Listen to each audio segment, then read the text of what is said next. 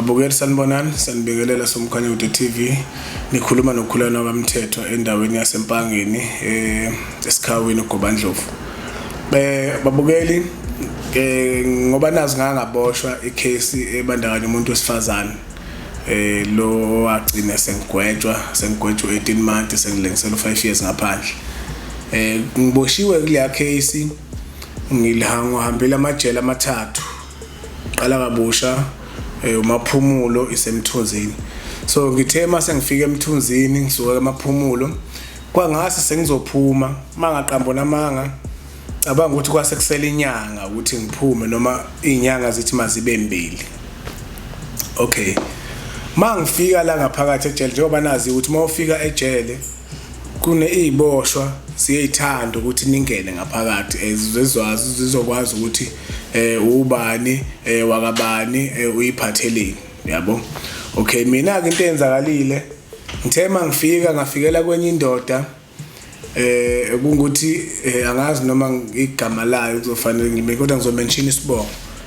Isibongo sayo yayingiyakwaNduku. Indoda engangiyibona ilunge kakhulu ngaphakathi ejele kwakuyindoda yayi right, kwakuyindoda eyayithembisa ukuthi ngempela futhi mayiphumile ngaphandle indoda efisa ukuqala phansi impilo yayo ngoba izinto engangiyithola ukuthi iboshele zona mina ngokwazi kwami waphela yena wayishaya inombolo kwakungelula ukuthi ngimumbe ngolwazi engangifuna ukulazi ngoba mayishaya inombolo uyena fanele etshene mina something, so mina ngishaya inombolo ngaleso sikhathi. Then wangitshela ukuthi yena waboshela ama drugs wayidayiselela linye eNigeria waboshwa iyona into esimgcine la kanti kunecala ukuthi lalimbophile phambilini okwakufanele ukuthi engabe lelo cala laphela kodwa liphelanga ngesimo sani, ngesimo sokuthi wa break iparole ephumile, yabo. So njengamanje usigwebo egwetshwe sona beku 3 years but uhalf wakhona bese ushayela uhalf ka 3 years. Manje into esimhlalisile ejele ukuthi akekho umuntu ozomsayinela ngaphandle ekhipha idirection iconfirmation ukuthi cha mina ngihlala la, okay, ingane yethu ngabe ihlobo sethu sizokhona ukumgcina ebela ekhaya. So usebanjwe leyo nto kuphela kuze enze njani ephumele ngaphandle, right? Le ndoda ilibeke lolu sizi la kimi ngaphakathi ejele. Ayi bengifakazele nabanye abantu ke abamazi ngoba phela emthunzini sesekugcwele abantu ngalesa sikhathi kwagcwele abantu abasesikhawini and abantu bayazana nami ngiyabaza abanye, yabo. Hayi bekhulume ngaye lo mfethu akungabi nankinga. Ngiphukuze mina kunomunye umjita engangisebenza naye wayomngani wami wahlala emthunzini elendawo ethi Sobanjini owayejwayelene nephoyisa lalo ujele kuleli jele lasemthunzini.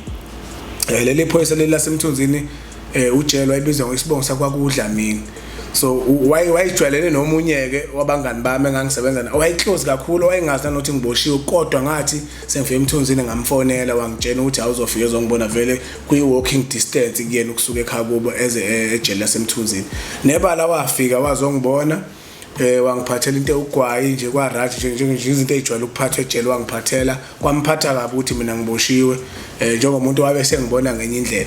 Okay ke mayifika la bese engitshela ukuthi ngoba wayengithembisa ukuthi ugwayi ngizothola every day kanjani wathi kunomjita osebenza lapha ngaphakathi lengikhuluma ngayo ngwakadlamini isibongo ukuthi uzomphathisa ugwayi uhlala ngakubo bangabangani best friend yakhe. Hayi ngijabuleke nami uDlamini vele bese ngimbona ngaphathi ngiyamazi but asijwayelena ngaze sikhulume like akangasi naye.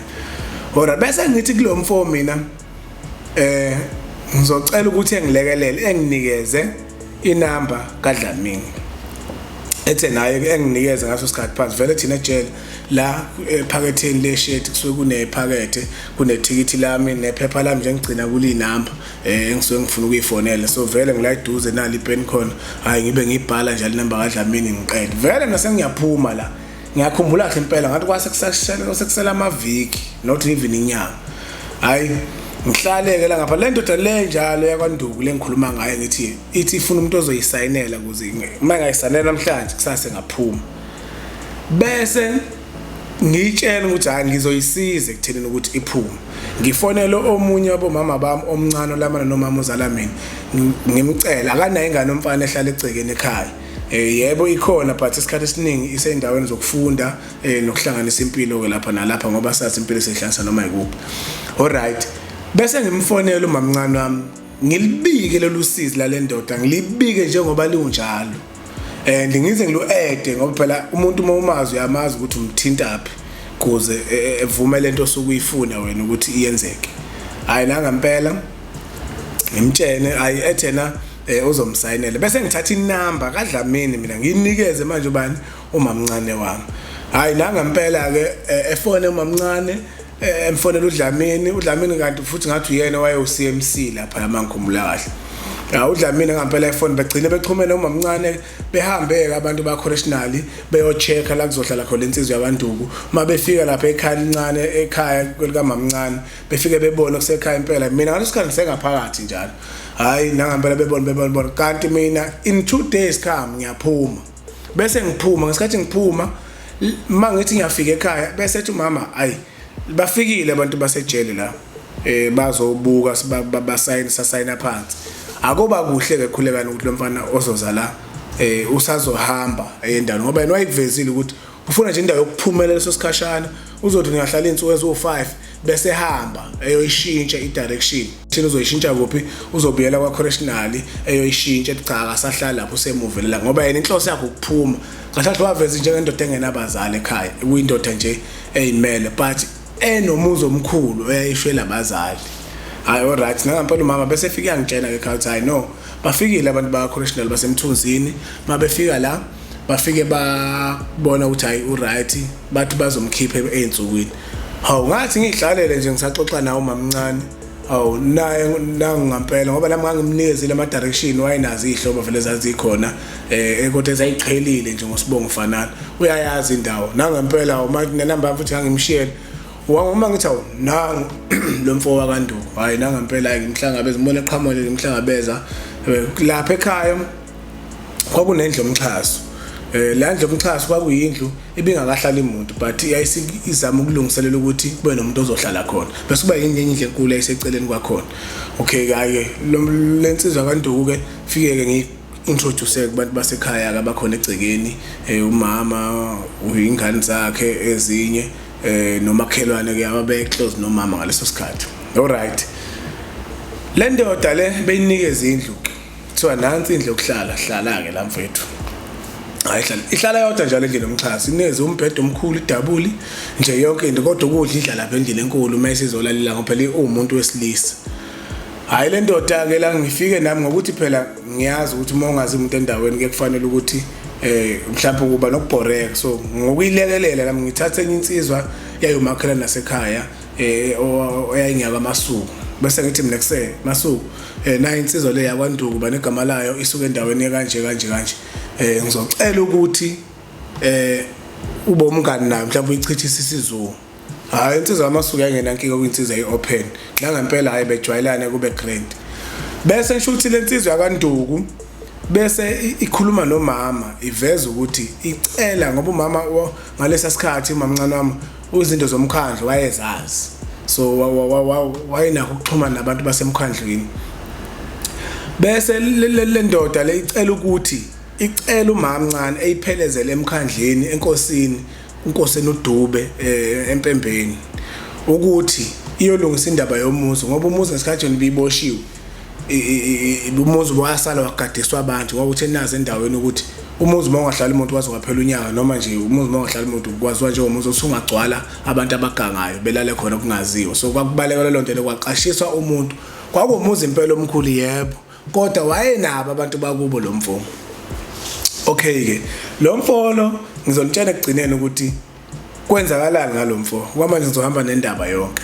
Okay lo mfo behambe mayifika lapha enkosini umama ushuthi ebenesicelo ukuthi ucela ukuyobona inkosi enduneni induna bese ikhuluma nenkosi inkosi bese iyashaya ngosolungu ukuthi bengafika nangempela umama ithatha le ndoda bengitshela namthayi sapheleze indoda kaNduku iyokhuluma ngendaba yomuzi wayo. Le ndoda mayifika lapha emkhandleni nomama baphuma ngasamagundwane abantu befuna manje ukushaya kwasani ngalendlela yokuthi la insizwa lokho akufanele beyibulale that day. So kwasho ukuthi umama unabantu abamaziyo abasemkhandleni ukuthi cha akahlali into obugebengu kodwa le ndoda yabe siphuma ngejubane. Indaba yomuzi yagcina engakhulunywanga. Hayi le ndoda le buyele ekhaya umama buye ngitshela ukuthi hayi le ndoda le yabantu isiphume ngesamagundwane lapha angazi nami uthi indaba. Le ndoda mayisho ithi bafuna ukuyidlela umuzi. So ingakho bemkhipha kanje yabo. Ayi story yabo indoda like esibeka istory sayinosi yabo iyakwazi ukusikhuluma. Hayi nebala ke iphume ke manje le ndoda ekuthena ukuthi ifune lo yamuzi lo yami.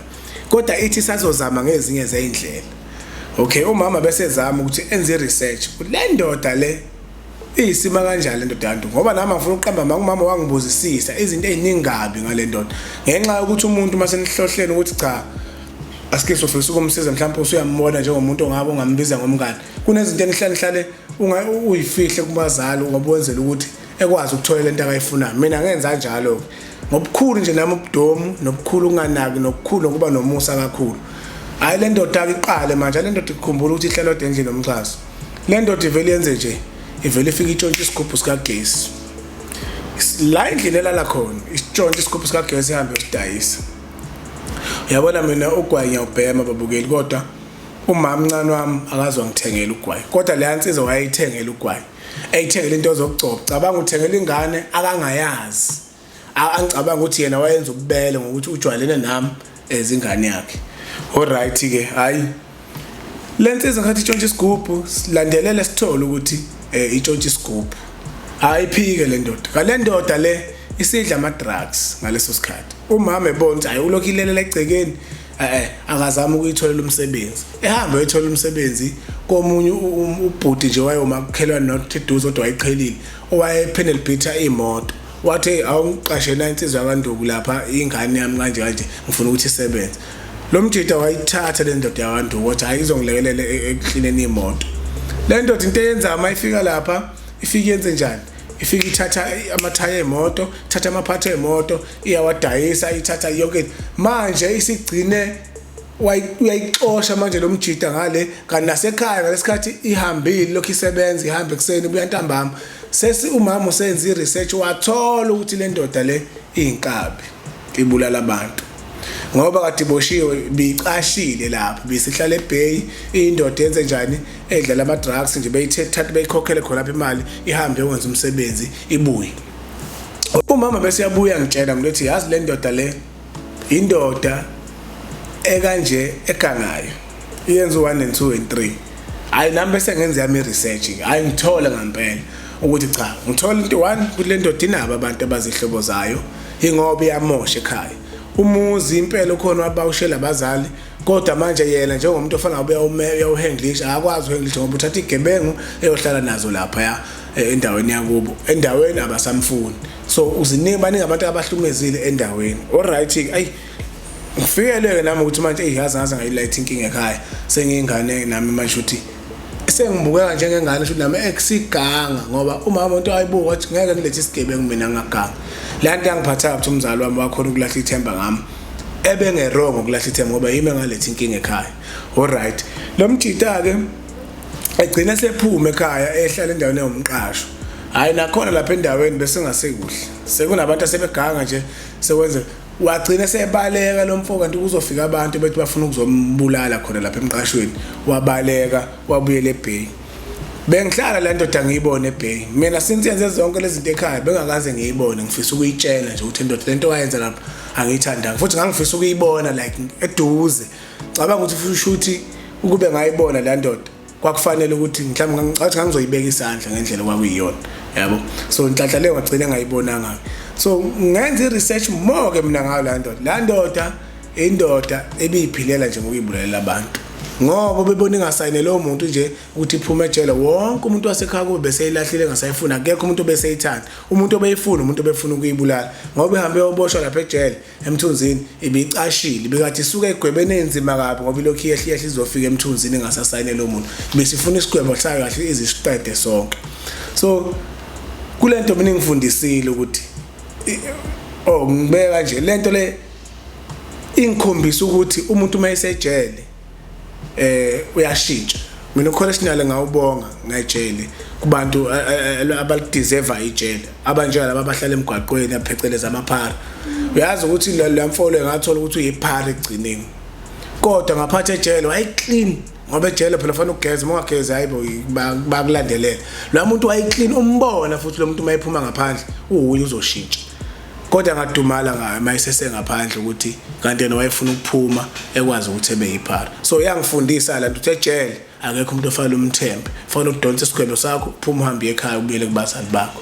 So ke siyabonga ke Mkhanya Kude TV niqhubeke njalo babukeli nisilandelele siyabonga.